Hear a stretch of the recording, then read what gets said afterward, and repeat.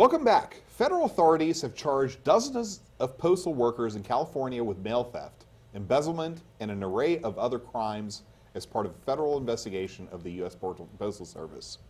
Jim, have you noticed any mail not making it to you, or maybe getting some extraneous mail? No, I haven't, but let's face it. I mean, in an organization the size of the United States Postal Service, some of this stuff, I really believe, is put out there politically to be sensational, whatever the case may be.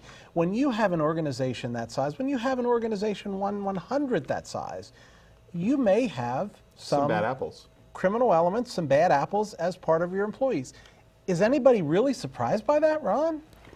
Look at local. Local, you had a local businessman had $750,000 plus embezzled from him. You've had little leagues with money embezzled. You've had cheerleaders PTAs, with PTAs. churches, I you mean, name it. nothing in the world would surprise you when you have money that's unaccountable for. One person accounts for it, and they deal with it. In the Postal Service, look at the amount one person had. Thousands of parcels of mail in their possession that was never delivered.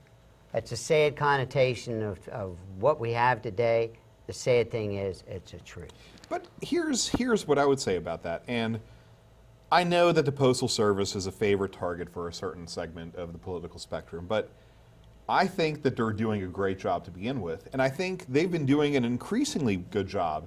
They've been staying current. They've shifted their model in terms of dealing with packages more. The reality is, what mail, aside from bills, do you get anymore? It's all junk mail. So the paradigm needs to shift. They're moving more towards parcel delivery, right? So they're dealing with, so the Postal Office has a contract with Amazon.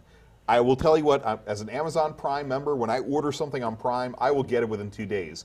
That be a Saturday, a Sunday, it's Right. going to get there on time. It does. Who delivers it? The Postal Service. They do a great job. They are switching their paradigm. They're shifting their paradigm. They are changing to meet the increasing demands of a very different consumer base than they had before. They're partnering with UPS. They're partnering with FedEx. They're doing things that are outside of their purview to adapt to that market space. So I think, Jim, you hit it on the head. Yes, there are some bad apples. That's not a reflection on the Postal Service.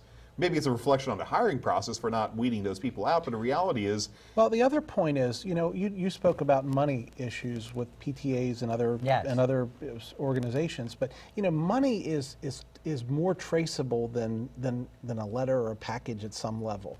I mean, you can reconcile at multiple points along a path of money, right? And we do that. In a church, we get it in a collection plate and it goes to 3 people, not just one, that count it. And then we recount it. And then we put it in an envelope and we seal it. And then we take it to the bank.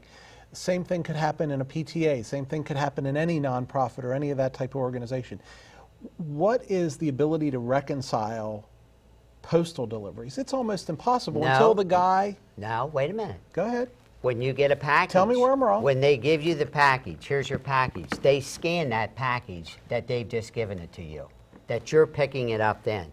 So by the time the package comes in the door, if it comes up missing then or on the delivery process, they know what truck it came on. I understand that. They know exactly where it's at, and I can get UPS, I can get FedEx, I can get DHL, I can get everything right at my post office box. But do you have a camera outside of your house? So that guy, They don't deliver to my house. I pick it up at the post office. you are an oddity.